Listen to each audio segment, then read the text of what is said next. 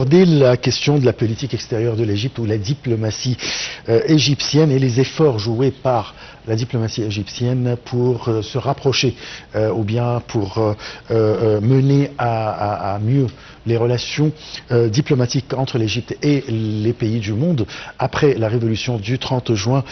C'est le sujet qu'on va aborder avec monsieur l'ambassadeur Medhat El-Melighi. Vous êtes ancien assistant du ministre des Affaires étrangères. Bonsoir. Alors, parlez-nous des efforts de la diplomatie égyptienne après la révolution du 30 juin. Alors, si je parle même d'une manière personnelle, moi j'étais ambassadeur à ce moment-là dans un des pays de l'Amérique latine, et je veux vous dire que tout le monde a vraiment salué la révolution du 30 juin, étant donné que le monde entier, et notamment où j'étais, ont senti que la trajectoire de la révolution égyptienne était en train de s'éloigner de sa cible, de son but. Et c'est pour ça que il y a eu une peur que les Égyptiens peuvent tomber dans une guerre civile, si j'ose dire le mot. Et c'est de là qu'est venu ce sentiment de relaxation finalement que l'Égypte sort de ce point sombre de sa vie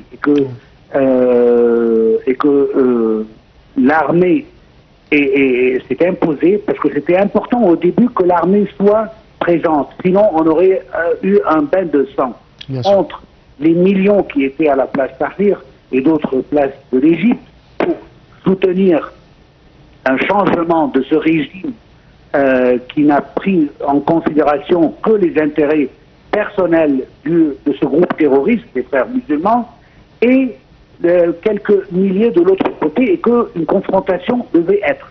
Cela était important en première instance, l'intervention de l'armée égyptienne qui n'a jamais, dans tous ces moments, a essayé de prendre des côtés, mais simplement essayer de trouver au milieu pour ne pas avoir comme j'ai déjà précisé, un bain de sang. Oui.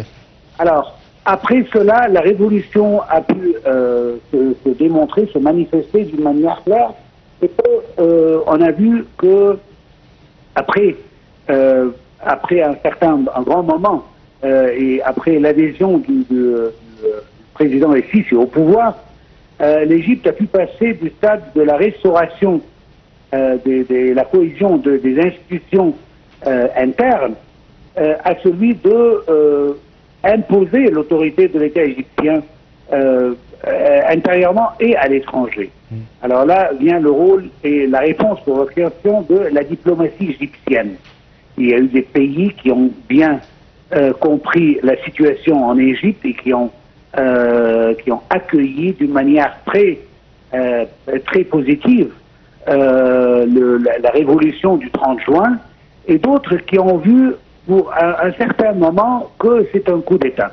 Ce qui a été prouvé un peu plus tard que la situation n'est pas un coup d'État, mais il s'agit plutôt d'une transformation démocratique avec des élections claires sous les yeux de la communauté internationale pour élire un nouveau président qui va répondre d'une manière très positive aux inspirations du peuple égyptien. Oui. Et tous ces pays-là, et d'ailleurs je peux dire qu'un de ces pays qui ont pensé qu'il y a un changement brusque du pouvoir, j'étais à ce moment-là dans un de ces pays, et je ne veux pas citer quel pays, comme je vous ai dit que c'était en Amérique latine, et j'ai dû rentrer même pour dire que non, la trajectoire de notre révolution doit être rectifiée, et c'est ce qu'on est en train de faire nous les Égyptiens. La situation tendue entre notre pays et ce pays-là de l'Amérique latine n'a pas duré plus que d'un mois, et puis les choses se sont éclaircies d'une manière claire que c'est vraiment le désir du peuple égyptien d'avoir ce changement de pouvoir et de éliminer ce groupe terroriste du pouvoir et de la gouvernance de l'Égypte, et du coup ils ont remis leur ambassadeur, réinstitué leur ambassadeur, et moi aussi je suis rentré encore une fois dans la capitale de ce pays où j'étais. Alors, au début, il y avait une question qui était un peu vague pour quelques pays, mais après, la situation s'est éclaircie et que les choses sont revenues d'une manière normale entre l'Égypte et tous les pays du monde. Le rôle de la diplomatie égyptienne était crucial durant ces moments qui étaient très sensibles, durant ces moments très délicats. Mais grâce à la diplomatie égyptienne et grâce aux instructions qu'on avait reçues du Caire, on a pu vraiment expliquer la situation d'une manière claire, de sorte que les gens, même ceux qui n'ont pas vraiment bien pu comprendre au début ce qui se passe en Égypte, ont bien compris la situation. On a vu tout le monde, on a vu que ce soit les ministres des Affaires étrangères ou même, dans plusieurs cas, les présidents de la République qui étaient eux-mêmes inquiets et qui voulaient savoir exactement il s'agit de quoi. Et nos ambassadeurs, nos diplomates ont pu accomplir leur tâche pour expliquer exactement les vrais événements qui se passent en Égypte. Oui.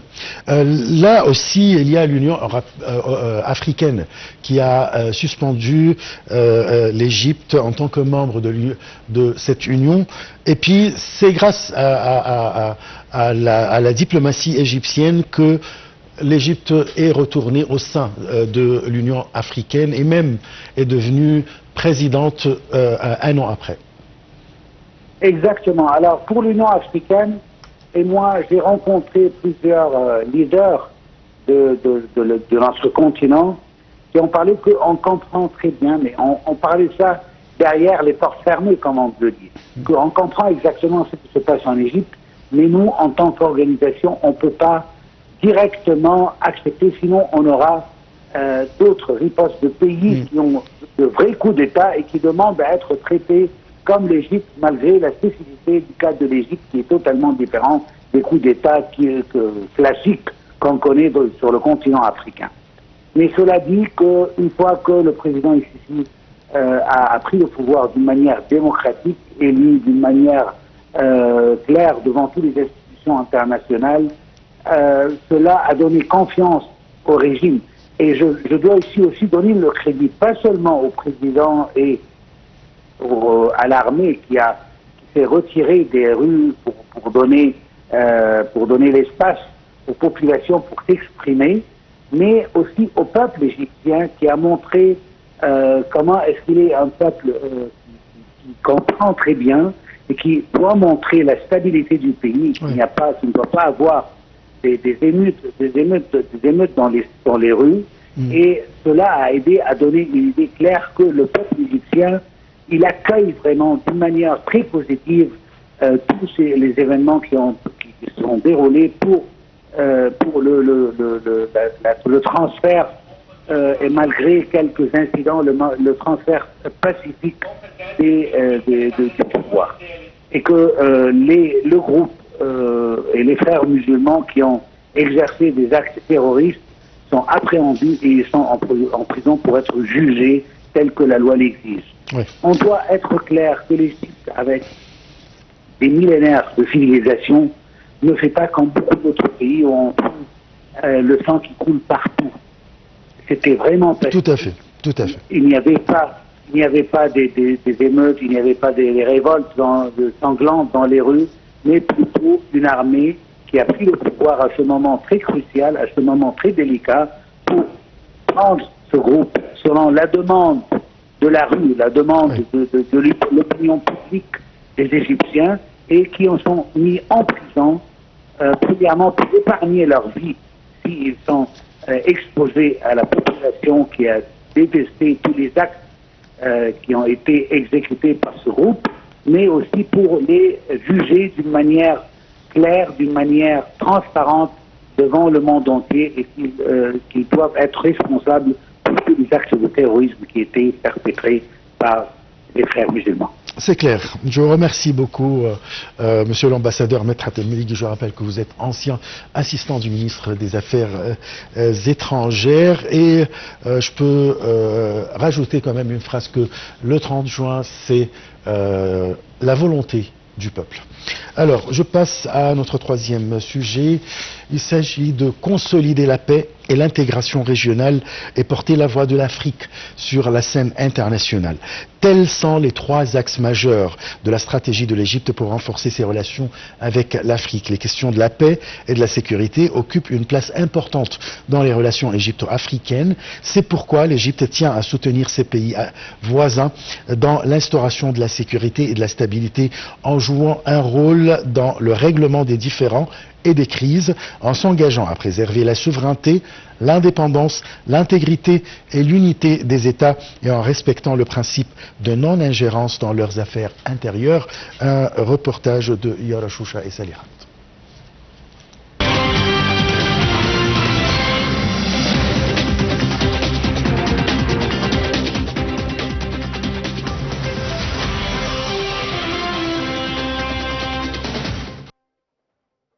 L'Égypte est ainsi l'un des 10 principaux contributeurs aux missions de maintien de la paix en Afrique sous l'égide des Nations Unies ou de l'Union africaine. Dans ce cadre, le Centre international du Caire pour la résolution des conflits, le maintien et la consolidation de la paix a été créé, jouant un rôle crucial dans le soutien des efforts de résolution des conflits et des crises à l'échelle du continent et dans la mise en œuvre de l'initiative Faire taire les armes en Afrique. Par ailleurs, l'Égypte s'efforce d'appuyer les efforts des pays africains dans la lutte contre le terrorisme en partageant son expertise dans ce domaine avec ses voisins. En 2018, elle a inauguré le centre de commandement des opérations antiterroristes dans la région du Sahel et du Sahara. De même, l'Égypte accueille régulièrement des exercices militaires avec les armées africaines pour renforcer leurs capacités. L'Égypte héberge également le Centre africain pour la reconstruction et le développement post-conflit. Créé en décembre 2021, ce centre marque une avancée positive dans les efforts africains en vue de promouvoir la reconstruction et le développement. L'approche de la sécurité et du développement en Afrique est également mise en avant lors du Forum d'Aswan pour la paix et le développement durable, organisé annuellement par l'Égypte depuis 2020, réunissant les chefs d'État africains, des représentants d'organisations régionales et internationales, des institutions financières, des acteurs du secteur privé et de la société civile. La vision égyptienne à l'égard du continent africain repose sur une coopération globale dans tous les domaines et à tous les niveaux, du bilatéral à l'international, afin de réaliser sa renaissance en activant l'agenda 2063 de l'Afrique.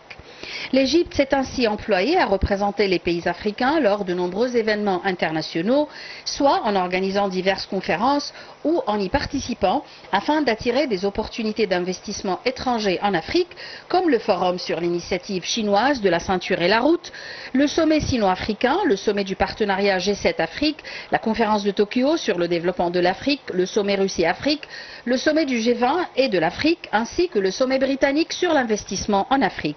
L'Égypte a également activement défendu les intérêts du continent aux Nations Unies et au Conseil de sécurité de l'ONU, plaçant les questions africaines au cœur du développement international et soulignant l'importance d'une représentation équitable des pays africains au sein des institutions internationales. Ces efforts ont été récompensés en février 2023 par l'adhésion officielle de l'Union africaine au G20. Par ailleurs, l'Égypte a contribué aux négociations de la COP27 pour la création du Fonds pour les pertes et dommages climatiques visant à indemniser les pays les plus touchés par les changements climatiques, en particulier les pays africains. De nombreux projets conjoints entre l'Égypte et les pays africains ont vu le jour, notamment dans le domaine de l'infrastructure, avec des projets comme la route Le Caire-Le Cap et le corridor de navigation fluviale entre le lac Victoria et la Méditerranée, sous le slogan « Un continent en un fleuve, un navire commun ». Des entreprises égyptiennes renommées participent également à des méga-projets d'infrastructures dans plusieurs pays africains, allant de la construction de routes à celle de barrages et de centrales électriques, comme le célèbre barrage Julius Nyerere sur le fleuve Rufiji en Tanzanie.